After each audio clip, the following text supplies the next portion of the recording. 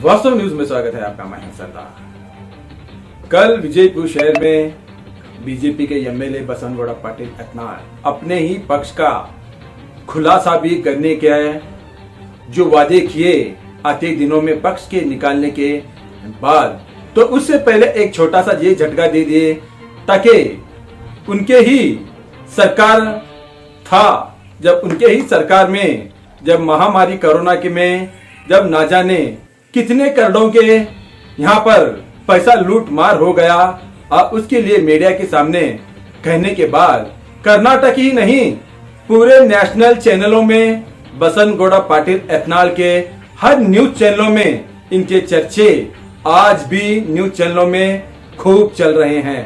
तो अब विजयपुर शहर में उसी मुद्दे पर एसएम गण्यार उन्होंने भी एक प्रेस मीट रखा ताकि बसंत गौड़ा पाटिल एतनाल बीजेपी के विजयपुर के एमएलए उन्होंने कहने के बाद उन पर कानूनी कार्रवाई करे और उनको कानून के हिरासत में लेकर बहुत सारे इन्होंने बातें किया और उन्हीं से ये पूछताछ करे और उन पर कानून कार्रवाई करने की यहाँ पर प्रेस मीट में एक बातचीत भी पत्रकारों के जरिए इन्होंने तो कह दिया। मगर एसएम गण्यार ना इन्होंने एक पक्ष में कोई छोटा मोटा इन्होंने एक पोस्ट दिया गया है सिर्फ इसलिए ताकि इन्होंने विरोध पक्ष के लिए ही सिर्फ पत्रकारों के सामने कहने के लिए ही एसएम गण्यार को रखा गया है और दूसरा कुछ भी नहीं है। जब भी कुछ विरोध के बातें करने के लिए अगर जरूरत पड़ती है तो कांग्रेस में बहुत सारे लीडर्स है, वो कोई भी बीजेपी के विरोध में बहुत कम लोग विरोध बात करते हैं बीजेपी के, मगर इनको फिक्स रखा गया है ताकि जब भी कोई भी मुद्दा उठता है बीजेपी का उसके विरोध बात करने के लिए इनके लिए सिर्फ इन्होंने ही प्रेस मीट में उनके ही विरोध बात करते हैं। बाकी के कांग्रेस में बहुत सारे जाने माने जो नेता हैं उन्होंने कभी प्रेस मीट नहीं रखते क्योंकि पत्रकारों के सामने बहुत कम आते हैं। अब तो एसएम गण्यार जी को इनको तो शायद कांग्रेस के नेता लीडरों ने इनको शायद कुछ टेंडर गिंडर दिया होगा, सिर्फ इन्होंने ही सिर्फ इनके विरोध यानी कि बीजेपी के विरोध इन्होंने ही बात करते हैं। बहुत सारे जो कांग्रेस में है महिला है, बहुत सारे बड़े बड़े जाने माने हल्दी से लेकर दिल्ली तक जान पहचान के लोग हैं, उन्होंने प्रेस मीट में बहुत कम आते हैं और कुछ कहते तो नहीं है। और दूसरी बात यह है कि बहुत सारे कांग्रेस में जिंदगी ही खत्म होने जाने लग गई, मगर उनको सिर्फ ख्वाब दिखा रहे हैं, मगर कोई एमएलए का टिकट नहीं और कोई एमपी का टिकट नहीं है। वादे किसी और को करते हैं, अपने ही पक्ष में रहकर टिकट किसी और को देते हैं। ये कांग्रेस का यहाँ पर जो चलता हुआ आज आपको खुलासा बता रहे हैं, ताकि अब तो ना जाने एक लीडर, हमने तो उनका नाम तो नहीं कहते, मगर आते दिनों में उनका ही एक रिपोर्ट हमने तैयार कर रहे हैं, आपको वो ग्राउंड रिपोर्ट आपको जरूर लाएंगे आपके सामने। अब तो उन्होंने जाने माने 1 से 2 बार चुनाव में तो जीत के आ गए, मगर चलता हुआ लीडर को ही स्विच ऑफ कर देते हैं कांग्रेस के। तो आप सोचो, अब फिर से उनको वादे करते हैं। जब उनके जात धर्म के लोग जब बाबा साहब बी आर अम्बेडकर के सर्कल में आंदोलन करते हैं तो ना जाने क्या कहकर इस आंदोलन को खामोश कर दिए, तो खामोश हो गया। तो अब उनको ये सपने दिखा दिए होंगे शायद इस बार एमपी का टिकट तुम्ही को ही दिया जाएगा, तब आंदोलन अब बंद हो गया। तो ये तो ख्वाब दिखा दिए। तो बहुत सारे ऐसे कांग्रेस में इतने लोग मेहनत लगाते हैं, अब उनको सिर्फ कुछ काम के लिए ही रख दिया गया है और बाकी के लिए कुछ भी नहीं है। तो उसी तरह कर्नाटक के मुख्यमंत्री सिद्धरामैया जी और यहाँ पर तो छोटे मोटे लीडर तो एक दूसरे को विरोध बात करते हैं। तो वहां पर कर्नाटक के मुख्यमंत्री सिद्धरामैया जी तो हमारे देश के नरेंद्र मोदी प्रधानमंत्री को वहां पर जाकर उनकी गुलपुशी करते हैं और उन पर जाकर कुछ मांगे भी करते हैं। हमने इस आपको फोटोज दिखा रहे हैं इसमें। तो और दूसरी तरफ जेडीएस के माजी मुख्यमंत्री अब उन्होंने भी उनके परिवार वालों के साथ जाकर हमारे देश के प्रधानमंत्री नरेंद्र मोदी जी को उन्होंने भी जाकर मुलाकात करते हैं और पक्ष में रहकर दोनों मिलकर ही साथ में लड़ने की भी बात करते हैं, तो दूसरी तरफ छोटे मोटे जो लीडर्स हैं उनको विरोध पक्ष के लिए ही बात करने के लिए रख देते हैं। तो ये कांग्रेस में और राजनीति में ये चलता हुआ सिलसिला पहले से भी है, अब कुछ ज्यादा ही हो गया है। क्योंकि अब यहाँ पर अब तो इतने दिन से, इतने सालों से एसएम गणियार जो अपने पक्ष कांग्रेस पक्ष के लिए कितने प्रेस मीट रख गए हैं शायद उन्हीं को मालूम नहीं है। और जो इन्होंने प्रेस मीट रखते हैं ज्यादा से ज्यादा इन्हीं के पक्ष के लोग देखते तक भी नहीं। जो न्यूज प्रसारण करते हैं हमारे पत्रकार, बहुत कम से कम लोग देखते हैं। और ज्यादा तो इनकी प्रेस मीट में एसएम गणियार जी क्या कहा क्या नहीं कहा ये तो देखना चाहिए उनके पक्ष के लोग। बहुत कम लोग देखते हैं, मगर ज्यादा लोग कोई देखते नहीं। शायद ऐसा होगा एसएम गणियार जी को चाहने वाले ही देखते होंगे, तब तो टीआरपी आती ही नहीं है। जब लोग देखते ही नहीं है, जब लाइक भी नहीं करते, कमेंट भी नहीं करते, तो देखो पहले से भी प्रसारण करते हैं। अब उन यूट्यूब चैनलों में भी देख सकते हैं आप, और बहुत से न्यूज चैनलों में भी देख सकते हैं आप, कुछ भी नहीं देख सकते। सिर्फ इन्होंने कहने के लिए रखा गया है, मगर इन्होंने अपने पक्ष के लिए जी जान लगाकर प्रेस मीट तो रखते हैं। कम से कम उन्हीं के पक्ष के लोग कब कुछ कहना चाहिए, अच्छा मतलब उसका थंब देना चाहिए, कमेंट करना चाहिए, अच्छा बोल दिए, ये करना चाहिए, मगर ऐसा कुछ भी नहीं होता। एसएम गणियार जी तो पत्रकारों को बुलाकर सवाल जवाब तो करते हैं, अपने पक्ष के लिए तो लड़ना अपना फर्ज तो है, मगर ऐसे बहुत सारे जो बातें हैं जो कांग्रेस में छुपे हुए हैं। देखेंगे एक रिपोर्ट में।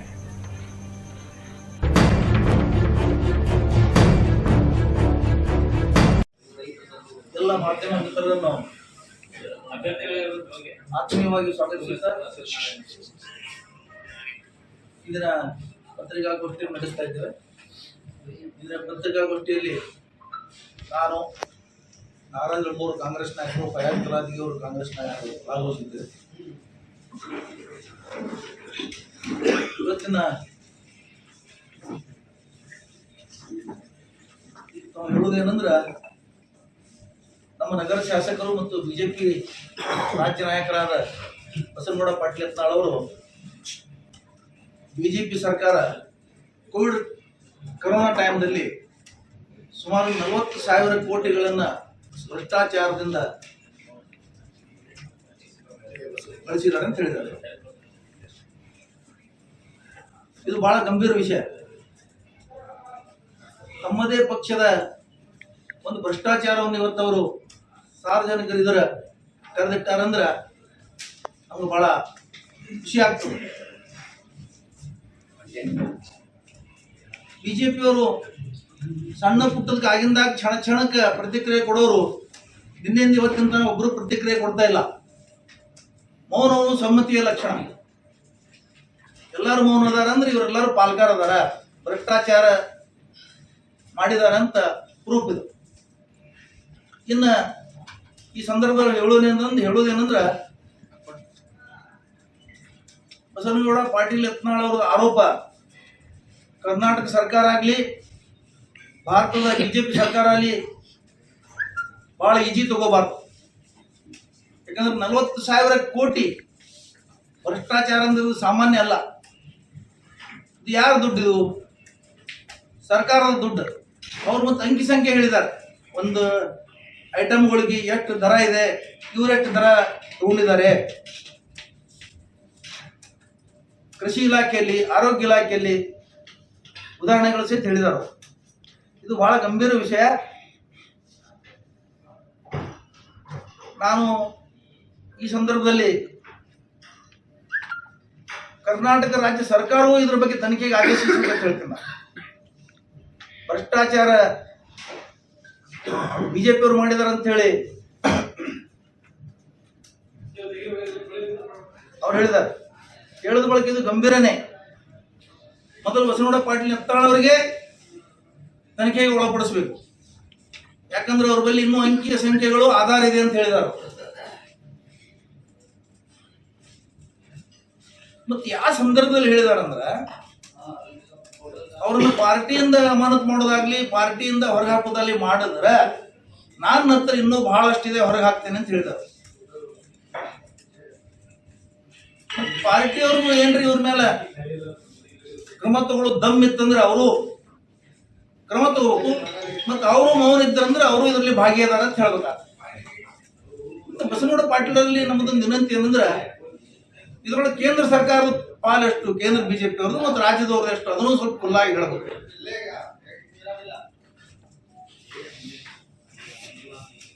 ಯಾಕಂದ್ರೆ ಬಿಜೆಪಿ ಸತ್ಯ ಹರಿಶ್ಚಂದ್ರನ ಪಕ್ಷ, ಬಿಜೆಪಿ ಬಹಳ ರಾಷ್ಟ್ರ ಪ್ರೇಮ ಪಕ್ಷ, ಆ ಪಕ್ಷ ಈ ಪಕ್ಷ ತಿಳ್ಕೊತಾರೆ. ಇಷ್ಟೆಲ್ಲ ಆದ ಬಳಿಕನು ಇವ್ರ ಬಗ್ಗೆ ಕೇಂದ್ರದ ವರಿಷ್ಠರು ಇವತ್ತಿಗೊಂದು ಕ್ರಮ ತಗೊಂಡಿಲ್ಲ ಅಂದ್ರೆ ಇದ್ರೊಳಗೆ ಅವ್ರದ್ದು ಪಾಲಿದೆ. ಬಸನಗೌಡ ಪಾಟೀಲ್ ಅವರು ರತ್ನಾಳ್ ಅವರು ಮಾತಾಡ್ಬೇಕಾದ್ರೆ ಕೇಂದ್ರದ ಬಿಜೆಪಿ ನಾಯಕರದು ಕುಮ್ಮಕ್ಕಿದೆ ಅಂತ ಅನಿಸ್ತಾ ಇದೆ. ಅದಕ್ಕೆ ಈ ವಿಷಯ ಅಷ್ಟು ಬಹಳ ಈಜಿ ತಗೋಬಾರ್ದು, ಇದ್ರ ಬಗ್ಗೆ ತನಿಖೆ ಆಗಬೇಕು.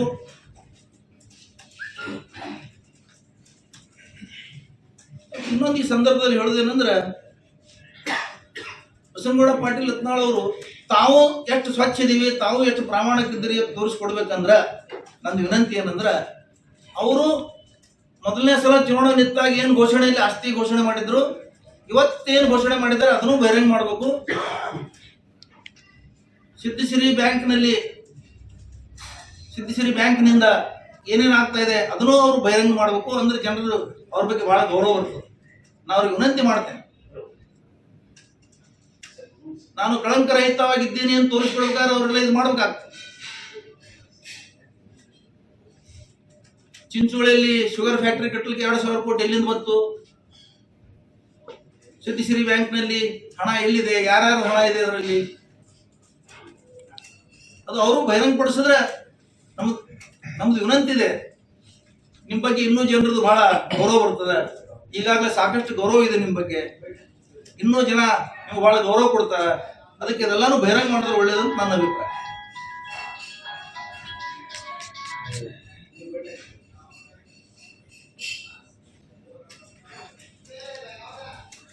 ಸಿದ್ದರಾಮಯ್ಯನವರು ಭ್ರಷ್ಟಾಚಾರ ಮಾಡಿದ್ದಾರೆ, ಅವರು ಭ್ರಷ್ಟಾಚಾರ ಮಾಡಿದ್ದಾರೆ, ಇದು ಹೇಳೋದು ಬಹಳ ಸರಳ ಇತ್ತು. ನಿಮ್ಗೆ ದಿನ ಹೊತ್ತಂಟು ಇದೇ ಹೇಳ್ತಿದ್ರಿ. ಇವತ್ತು ನಿಮ್ಮ ಪಕ್ಷದೇ ಭ್ರಷ್ಟಾಚಾರ ನೀವೇ ಹೇಳಿರಿ, ಮತ್ತೆ ನೀವು ಸರ್ಕಾರದ ಒಂದು ಭಾಗ ಇದ್ರಲ್ಲ, ಅವಾಗ ನೀವೇನ್ ಮಾಡ್ತಾ ಇದ್ರಿ? 40,000 ಕೋಟಿ ಭ್ರಷ್ಟಾಚಾರ ಆಗುವಾಗ, ಹಣಗಳು ನುಂಗುವಾಗ ನೀವೇನ್ ಮಾಡ್ತಾ ಇದ್ರಿ? ನಿಮ್ಮದು ಪಾಲ ಇತ್ತಲ್ಲ ಅದರಲ್ಲಿ, ಅದಕ್ಕೆ ಸುಮ್ಮನೆ ಕೂತಿದ್ರಿ. ಇವತ್ತೇನು ಪಾಲ ಹಂಚ್ಕೊಳ್ತಾರೆ ಹೆಚ್ಚು ಕಡಿಮೆ ಆಗಿದ್ರಿಂದ ನೀವೇನ್ರಿ ಅದನ್ನು ಹೊರಗಾಗ್ತೀವಿ ಅಂತ ಹೇಳ್ತಾ ಇದ್ರಿ? ಏನು ನಿಮ್ಮದು ಪಾಲು ಇರಬೇಕಲ್ಲ. ಸರ್ಕಾರದ ಭಾಗಿದ್ರಿ, ಅಧಿಕಾರದಾಗಿದ್ರಿ, ಆಡಳಿತ ನಡೆಸ್ತಾ ಇದ್ರಿ, ಅಂಡರ್ಸ್ಟ್ಯಾಂಡಿಂಗ್ ಮೇಲೆ ಇಷ್ಟು ದಿವಸ ಸುಮ್ ಕೂತಿದ್ರಿ ನೀವು. ನನ್ನ ಅಭಿಪ್ರಾಯದಲ್ಲಿ ನೀವು ಒಂದು ಒಪ್ಪಂದದ ಸುಮ್ ಕೂತಿದ್ರಿ, ಆ ಒಪ್ಪಂದಕ್ಕೆ ಧಕ್ಕೆ ಬಂದದ ಇವತ್ತು. ಅದಕ್ಕೆ ನೀವು ಪಾಲ ಪೂರ್ತಿ ಸಿಕ್ಕಿಲ್ಲ ಅಂದ್ಕೊಂಡು ನೀವು ಇದನ್ನ ಭ್ರಷ್ಟಾಚಾರ 40,000 ಕೋಟಿ ಹೊರಗೆ ಹಾಕ್ತಾ ಇದ್ದೀರಿ, ಇನ್ನೂ ಹಾಕ್ತೀನಿ ಅಂತ ಹೇಳ್ತಾ ಇದ್ದೀರಿ. ದಯವಿಟ್ಟು ವಿನಂತಿ ಏನಿದೆ ಅಂದ್ರೆ, ಅದೇನೇನದೆಲ್ಲ ನೀವು ಹೊರಗೆ ಹಾಕ್ಬಿಡ್ರಿ. ರಾಜ್ಯದ ಜನತೆಗೆ ಗುರುತಾಗಬೇಕದೆಲ್ಲ. ನೀವು ಬಹಳ ಒಳ್ಳೆ ಕೆಲಸ ಮಾಡಿದಿರಿ, ನಾನು ಅದನ್ನ ಅಪ್ರಿಷಿಯೇಟ್ ಮಾಡ್ತೀನಿ ಇವತ್ತ. ಯಾಕಂತ ಕೇಳಿದ್ರೆ ಬಹಳ ಜನ ಯಾವುದೇ ಪಕ್ಷದ ಭ್ರಷ್ಟಾಚಾರ ತಮ್ಮ ಪಕ್ಷದ ಹೇಳಲ್ಲ, ಆದ್ರೆ ಇವತ್ತು ಬಹಿರಂಗವಾಗಿ ಹೇಳಿದಿರಲ್ಲ, ಅದು ಬಹಳ ಒಳ್ಳೆ ಕೆಲಸ.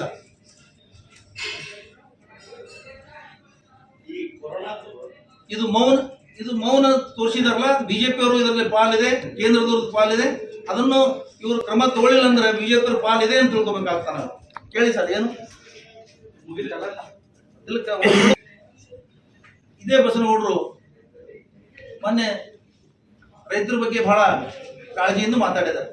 ಶಿವಾನಂದ ಪಾಟೀಲ್ ಹಂಗೆ ಮಾತಾಡಿದ್ರು, ಅವ್ರ ಬಗ್ಗೆ ರೈತರ ಕಾಳಜಿ ಇಲ್ಲ, ಇದಿಲ್ಲ. ಭಾರತ ದೇಶದ ರಾಜಧಾನಿಯಲ್ಲಿ, ಇಡೀ ರಾಷ್ಟ್ರದಲ್ಲಿ ರೈತರು 2 ವರ್ಷ ಸಮೀಪ ಹೋರಾಟ ಮಾಡಿದ್ರು. ಸುಮಾರು 100 ಜನ ಸತ್ರು, 700 ಜನ ಸತ್ರು ಅಂತ ಅಂಕಿ ಸಂಖ್ಯೆ ಹೇಳ್ತಾವ ಮಾಧ್ಯಮಗಳು. ಅವಾಗ ಎಲ್ಲಿ ಹೋಗಿತ್ತು ನಿಮ್ ಕಾಳಜಿ? ರೈತರ ಬಗ್ಗೆ ಕರಾಳ ಶಾಸನಗಳು ತಂದಿದ್ದೀರಿ, APMC ಕಾಯ್ದೆ ತಂದಿದ್ದೀರಿ, ಭಾರತಕ್ಕೆ ವಿದೇಶಗಳಿಂದ ರೈತರ ಬೆಳೆಂತ ವಸ್ತುಗಳನ್ನು ಆಮದು ಮಾಡ್ಕೊಳ್ತಾ ಇದ್ದೀರಿ, ಬೆಲೆ ಇಲ್ಲದೆ ರೈತ ಸಾಯ್ತಾ ಇದ್ದಾರೆ ಅಂತ. ಅವಾಗ ನಿಮ್ಗೆ ರೈತರ ಬಗ್ಗೆ ಕಾಳಜಿ ಬರಲಿಲ್ಲ. ಬಿಜೆಪಿಗೆ ರೈತರ ಬಗ್ಗೆ ಕಾಳಜಿ ಇಲ್ಲ, ಭ್ರಷ್ಟಾಚಾರದಲ್ಲಿ ಸಿಲುಕೊಂಡಿದೆ ಬಿಜೆಪಿ ಅಂತ. ಇಡೀ ಭಾರತದಲ್ಲಿ ಸುಮಾರು 7,000 ಕೋಟಿ ಅಡ್ರೆಸ್ ಇರ್ಲಾರ್ದವ್ರು ದೇಣಿಗೆ ಕೊಟ್ಟಿದ್ದು ಬಿಜೆಪಿಗೆ ದೇಣಿಗೆ ಕೊಟ್ಟಿದ್ದಾರೆ. ಇಲ್ಲಿಂದ ಬರ್ತದ್ದು ಯಾರು ಕೊಟ್ಟರು? ಇಡೀ ಭಾರತ ದೇಶ ತುಂಬಾ ಎಲ್ಲ ಜಿಲ್ಲೆಗಳಲ್ಲಿ ಸುಸಜ್ಜಿತ ಬಿಜೆಪಿ ಪಕ್ಷದ ಕಾರ್ಯಾಲಯ ಅದು. ಎಲ್ಲಿ ವಾದು ಇವೆಲ್ಲ? ಎಲ್ಲಿಂದ ದುಡ್ಡು ಬಂತು? ಇದನ್ನು ಬಹಿರಂಗ ಮಾಡಿ, ನೀವು ಕಳಂಕರಹಿತ ತೋರಿಸ್ಕೊಡಿ. ಭ್ರಷ್ಟಾಚಾರದ ಕೂಪನೇ ನೀವಿದ್ದೀರಿ ಮೊದಲ, ಅದನ್ನು ಬಸನಗೌಡರು ಹೇಳ್ತಾ ಇದ್ದಾರೆ ಓಪನ್ ಆಗಿ.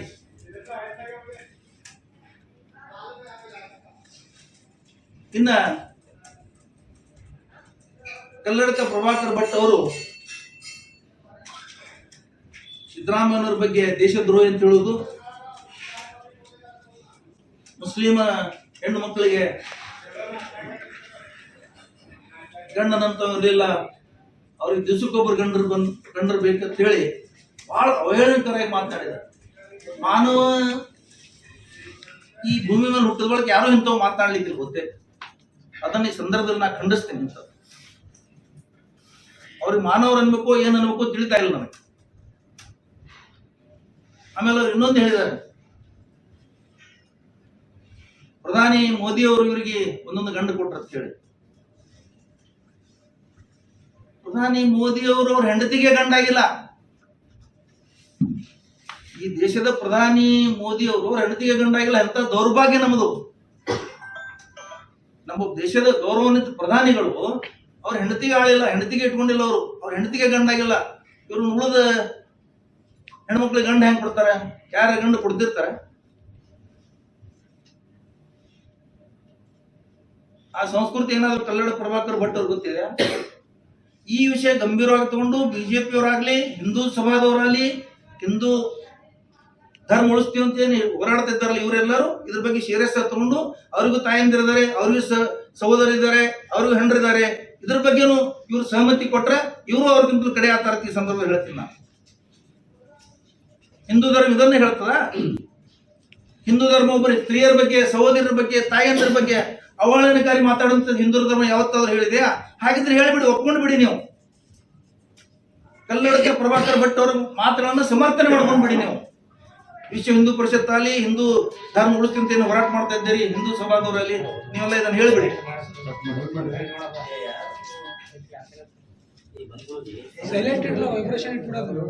ಇವೆಲ್ಲ ಆಧಾರ ರಹಿತ ಭಾಷಣಗಳನ್ನು ಮಾಡಿ ಕೋಮು ಗಲಭೆಗಳನ್ನು ಮಾಡಿಸ್ಬೇಕು.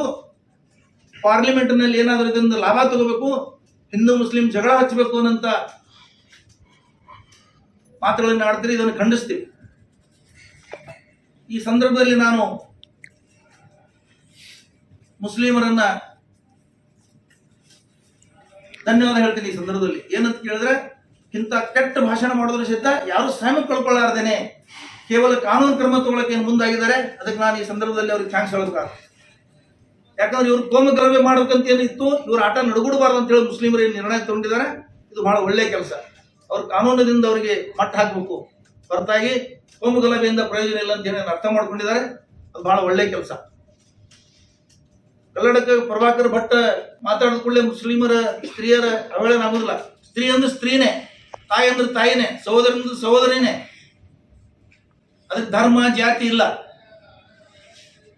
ಹಿಂದೂ ಮುಖಂಡರನ್ನಂತವ್ರು ಖಂಡಿಸ್ಬೇಕು ಇದನ್ನ.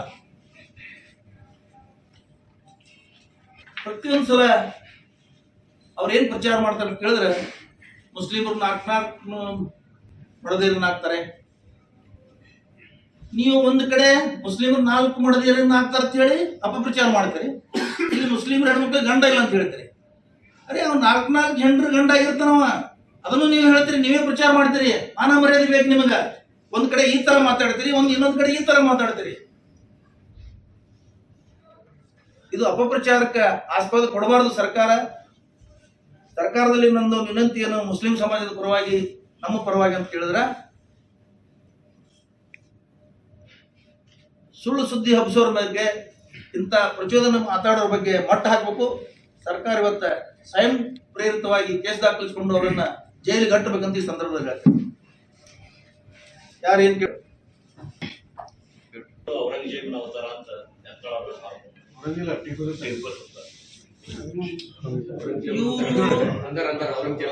ಅಲ್ಲಲ್ಲ, ಇವತ್ತ MB ಪಾಟೀಲ್ರು ಔರಂಗಜೇಬ ಆಗಲಿಕ್ಕೂ ಸಾಧ್ಯ ಇಲ್ಲ, ಬಸನಗೌಡರು ಟಿಪ್ಪು ಸುಲ್ತಾನ್ ಆಗ್ಲಿಕ್ಕೂ ಸಾಧ್ಯ. ಸಮಯ ಸಂದರ್ಭಕ್ಕೆ ಅನುಸಾರವಾಗಿ ಬಸನಗೌಡರು ಟಿಪ್ಪು ಸುಲ್ತಾನ್ ವೇಷಕ್ಕೆ ಹಾಕೊಂಡು ಡ್ರಾಮಾ ಮಾಡಿದ ನಾವೆಲ್ಲ ನೋಡಿದ್ವಿ. ಆದ್ರೆ ಟಿಪ್ಪು ಸುಲ್ತಾನ್ ಮರ್ಯಾದೆ ಕಡಿಮೆ ಆಗ್ತದ ಬಸನಗೌಡರಿಗೆ ಹಂಗೆ ಹೋಲಿಸಿದ್ರೆ. ಒಬ್ಬ ಹುಲಿಯನ್ನ ಒಂದು ಇಲಿಗೆ ಜೋಡಿಸಿದಂಗೆ ಆಗ್ತದೆ. ಹುಲಿಯನ್ನು ಇಲಿಗೆ ಕಂಪೇರ್ ಮಾಡಬಾರದು ನಾನು.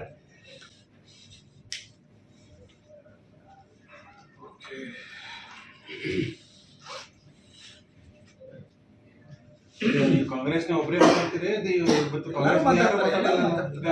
ಇಂಟರ್ನಲ್ ವಿಷಯ. ನೀವು ಅದನ್ನ ಪ್ರೆಸ್ ಮೀಟ್ ಆಗಿ ಪ್ರಶ್ನೆ ಈಗ 40,000 ಕೋಟಿ ರೂಪಾಯಿ ಅವ್ಯವಹಾರ ಆಗೈತೆ ಅಂತ ಹೇಳ್ತಾರಲ್ಲ, ನೀವೇ ಬರ್ತೀರ ಮತ್ತೆ ಕಾಂಗ್ರೆಸ್ ಇದ್ರ ಬಗ್ಗೆ ಯಾರು ನನಗೆ ಕಾಂಗ್ರೆಸ್ ಪಾರ್ಟಿ ಹೇಳೋದಕ್ಕೆ ಮಾತಾಡಲಿ.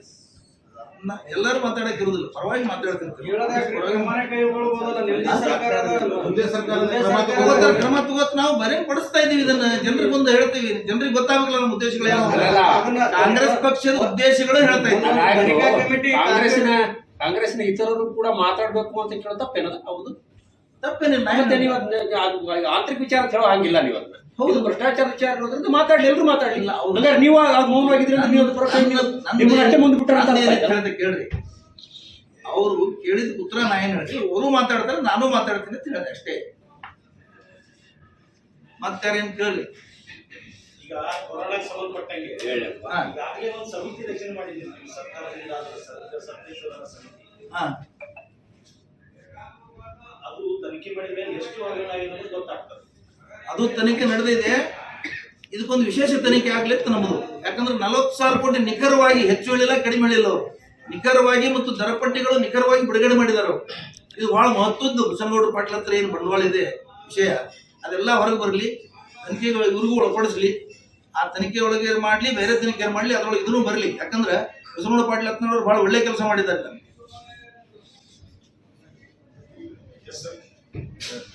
ಅದೇ 40 ರೂಪಾಯಿ ಮಾಸ್ಕ್ 485 ರೂಪಾಯಿ ರೇಟ್ ಹಾಕಿದ್ರೆ ನಿಖರವಾಗಿ ಹೇಳಿದ್ದಾರೆ. ಇನ್ನೂ ಕೆಲವು ಇಂಥವೆಲ್ಲ ದಪ್ಪಟ್ಟಿನೇ ಕೊಟ್ಟಿದ್ದಾರೆ.